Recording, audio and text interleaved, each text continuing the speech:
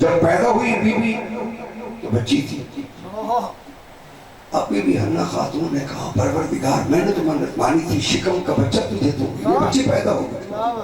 اللہ نے یہ نہیں کہا کہ جب بچہ دے گے پھر دے دیں. اللہ کہتا ہے بچی بھی صحیح ہمیں یہی منظور ہے. بولنا میں بچی بھی صحیح ہمیں یہی منظور ہے. اللہ توجہ میری طرف رکھنی ہے. پروردگار نے بچی دی. حضرت حنا خاتون نے اس بچی کو اٹھایا. اللہ کا گھر تھا اس وقت بیت المقدس. بولو صحیح. اللہ کا گھر بیت المقدس. ایک قبلہ اول کسے کہتے ہیں؟ بیت المقدس کو کہتے ہیں. وہ بابا پہلے سارے سجدہ کرتے تھے بیت المقدس کی طرف رخ کر کے. بے شک ٹھیک ہے نا. جتنے بھی انبیاء تھے وہ بھی رخ کرتے تھے بیت المقدس کی طرف. اب یہ جتنے بھی مفسرین ہیں انہوں نے یہ لکھا ہے کہ رخ اس لیے کیا جاتا تھا وہ قبلہ اول کی طرف کیونکہ اس میں تابوت سکینہ رکھا ہوا تھا. بولنا ہے میرے ساتھ. تابوت سکینہ رکھا ہوا. تابوت سکینہ کا مطلب کیا ہے کہ وہ ایک صندوق تھا جس میں سارے نبیوں کے تبرکات تھے. بولو صحیح میرے ساتھ. کسی نبی کا امامہ ہے, کسی نبی کی زرہ ہے, کسی نبی کی نالین ہے, کسی نبی کا عصا ہے. ٹھیک ہے, یہ سارے تبرکات انبیاء تھے. معلوم ہوا تبرکات صرف ہم احترام نہیں کرتے, تبرکات کا ہم احترام صرف نہیں کرتے بلکہ انبیاء بھی تبرکات کا احترام کرتے آئے. تبرکات تھے. کسی نبی کا امامہ ہے, کسی نبی کی زرہ ہے, کسی نبی کی نالین ہے, کسی نبی کی عبا ہے. تھک تو نہیں گئے ہو؟ یہ سارے تبرکات انبیاء تھے. اور بنی اسرائیل کی فتح کا راز یہی تھا کہ جب وہ جنگ پہ جاتے تھے وہ تابوت سکینہ کو آگے رکھتے تھے, اور جب آگے رکھتے تھے فتح کے بغیر واپس نہیں آتے تھے. تبرکات انبیاء ہوں تو فتح یقینی ہے جس نے ذوالفقار ہی وہاں سے منگوائی ہو.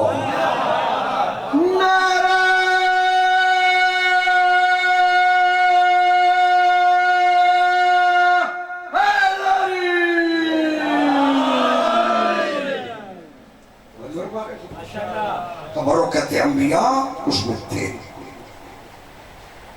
اور جب یہ حملہ کیا نا بنی اسرائیل پر, تو انہوں نے سب سے پہلے تابوت سکینہ کو چرایا تھا. تفصیل میں تو نہیں جانا چاہتا مگر اٹھایا تابوت سکینہ.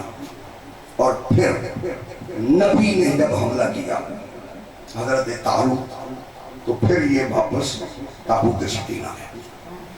اب جو تابوت سکینہ تھا اس میں یہ تبرکات تھے, اسی لیے سارے سجدہ کرتے تھے اس کی طرف رخ کر کے. بولے ایسے میرے ساتھ, اس کی طرف رخ کر کے. خود پیغمبر اکرم نے بھی 14 سال رخ کیا ہے بیت المقدس کی طرف.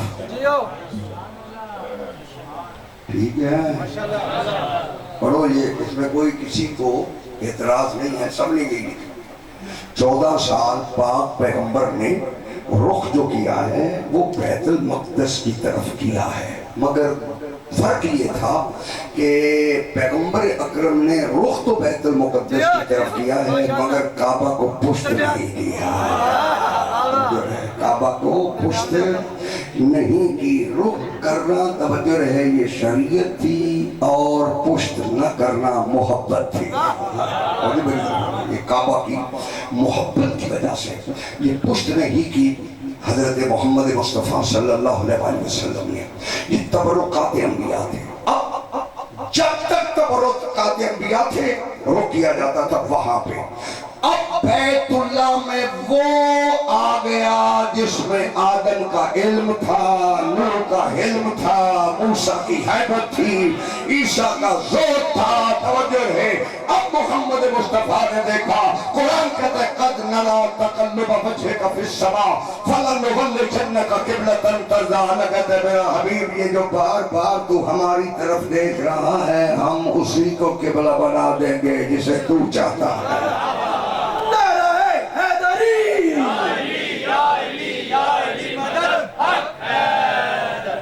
اب حضرت مریم جب آئی تو ماں نے بیت المقدس کے محراب میں رکھا. اللہ جانے کی کتنی طاہرہ بی بی ہے. تو جو ہے کتنی طاہرہ بی بی ہے کہ جس کے لیے یہ قید نہیں ہے کہ اس سن میں اسے یہاں رکھا جا سکتا ہے یا نہیں رکھا جا سکتا. توجہ ہے مسجد کے محراب میں رکھنا اس بات کی دلیل ہے کہ مریم معصومہ اور بطول ہے. اگر چھوٹی بطول مسجد کے محراب میں رہے تو مسجد کی توجہ میں احترام میں فرق نہیں آتا. فاطمہ چھوٹی بطول نہیں ہے بڑی بطول ہے. نعرہ تکبیر، نعرہ رسالت، نعرہ حیدری. توجہ کریں صاحب. بی بی آگے بیت المقدس کے محراب. اب پروردگار نے دیکھا کہ یہ معصومہ ہے اس کی کفالت کرنی ہے. کفالت کے لیے چونکہ خاندان بڑا تھا لوگ آئے کہ ہم کفالت کریں گے. اللہ نے دیکھا بی بی معصومہ ہے کفالت کے دعوے دار سارے غیر معصوم ہیں. بولا میرے ساتھ. اللہ نے اس وقت کی حجت حضرت زکریا علیہ السلام کو حکم دیا کہ جاؤ قوم جھگڑ رہی ہے جا کر ان سے کہو اپنے اپنے قلم پانی میں پھینکے جس کا تیر جائے وہ مریم کا کفیل بنے گا. بولا میرے ساتھ. جس کا قلم تیرے گا وہ مریم کا کفیل بنے گا. قلم پھینکے گئے زکریا کا قلم تیرا. اللہ نے قرآن میں کہا وَكَفَّلَهَا زکریا. ہم نے مریم کا کفیل زکریا کو بنا دیا. اب پتا چلا جتنی عصمت ہو اتنا بڑا کفیل ہوتا ہے. جتنی مریم کی عصمت تھی اتنا معصوم اس کا کفیل تھا. جتنی مصطفیٰ کی عصمت ہوگی اتنا معصوم کفیل مصطفیٰ کا ہوگا.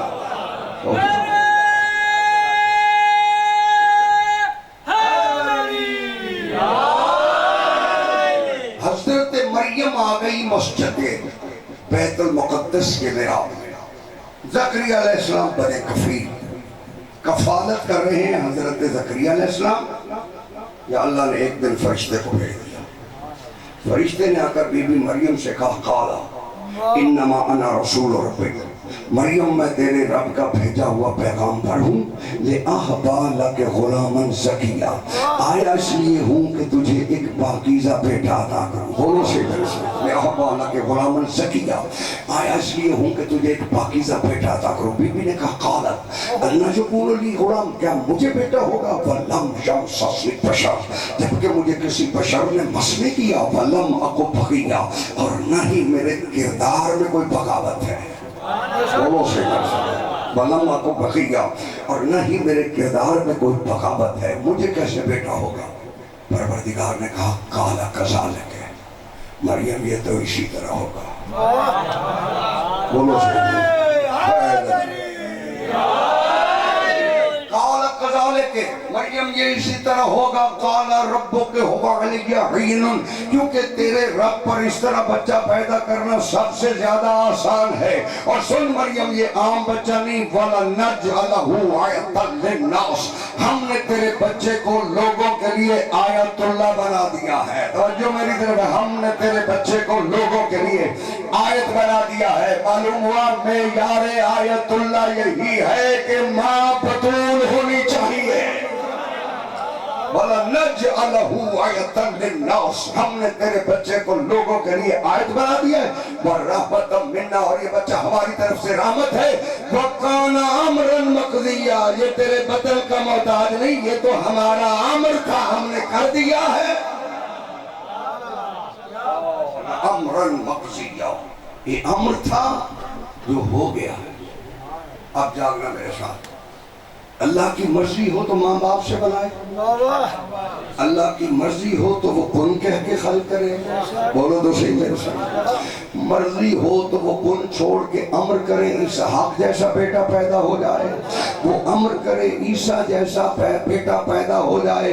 جو امر سے پیدا ہو اسے اسحاق کہتے ہیں, جو امر سے پیدا ہو اسے عیسیٰ کہتے ہیں. جو خود اولیل امر ہو اسے علی ابن ابی طالب کا. نعرہ حیدری.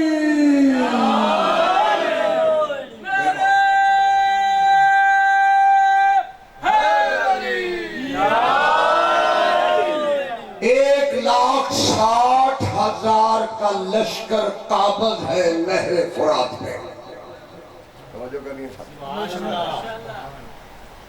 1,60,000 لشکر قابض ہے نہر فرات پہ. مالک اشتر آگے بڑھے, دیکھے کہتے یا علی 1,60,000 کے لشکر نے قبضہ کیا ہوا ہے نہر فرات پر. علی فرماتے ہیں مالک میرا گھوڑا میرے قریب کرو.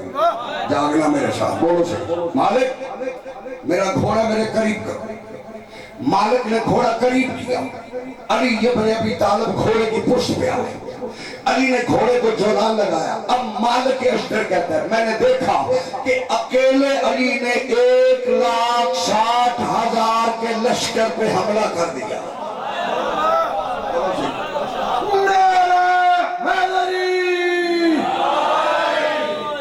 اکیلے علی ابن ابی طالب 1,60,000 کے لشکر پر حملہ کیا, اور علی نے 1,60,000 کے لشکر کو 70 گروہوں میں تقسیم کیا, اور 70 گروہ میں تقسیم کر کے علی جب حملہ کر رہے تھے ہر کوئی کہہ رہا تھا بھاگو پیچھے علی آ رہا.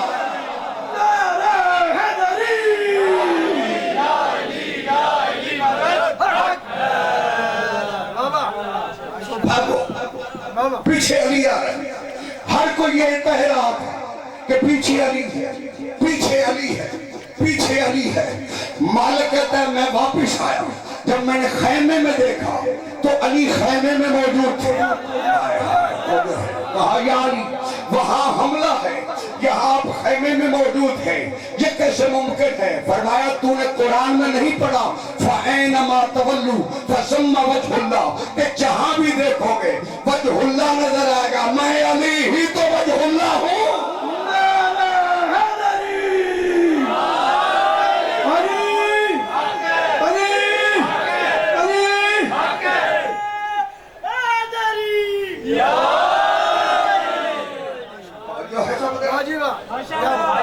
جہاں بھی نظر کی علی ہی نظر آیا.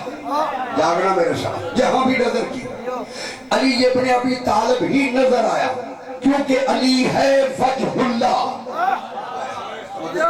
علی ہے وجہ اللہ. فرمایا جہاں بھی دیکھو گے تمہیں وجہ اللہ نظر آئے گا. معلوم ہوا موجودہ کہتے ہی اسے ہیں جس کی سمجھ عام بندے کو نہ آئے.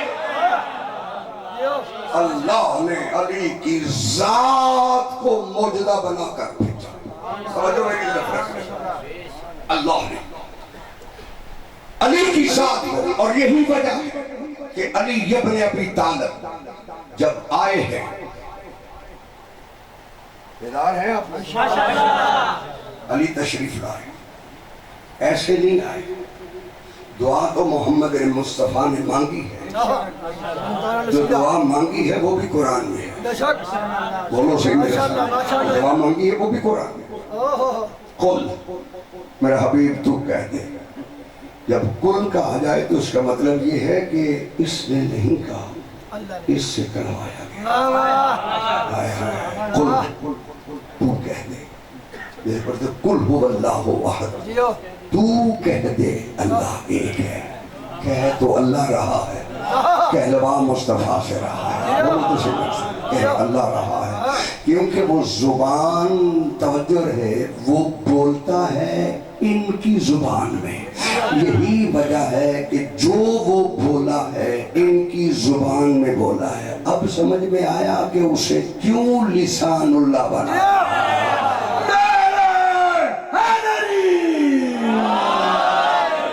لسان اللہ بنا بھیجا پروردگار. کوئی ہے بندہ جو اس لسان اللہ کا منکر کرے کہ علی لسان اللہ نہیں ہے؟ بولو تو صحیح. نفس اللہ بھی علی ہے, وجہ اللہ بھی علی ہے, اسد اللہ بھی علی ہے, عین اللہ بھی وہی ہے. بولو تو صحیح. یہ تو سارے بچوں کو یاد ہے. اور پھر اس کا کوئی منکر بھی نہیں ہے. شیعہ ہو یا سنی ہو سارے مانتے ہیں کہ علی عین اللہ بھی ہے. اسی لیے حدیث پہ بحث ہو رہی تھی. چند لوگ بیٹھ کے کہہ رہے تھے کہ لحموں کا لحمی, جسموں کا جسمی, دموں کا دمی, تیرا خون میرا خون ہے, تیرا گوشت میرا گوشت ہے. بولو سے میرے ساتھ. کہا یہ ہو کیسے سکتا ہے کہ یہ نبی فرمائے لحموں کا لحمی, جسموں کا جسمی, دموں کا دمی. پریشان تھے لوگ کہ ہو کیسے سکتا ہے. اتنے میں علی آئے, سامنے پیغمبر تھے.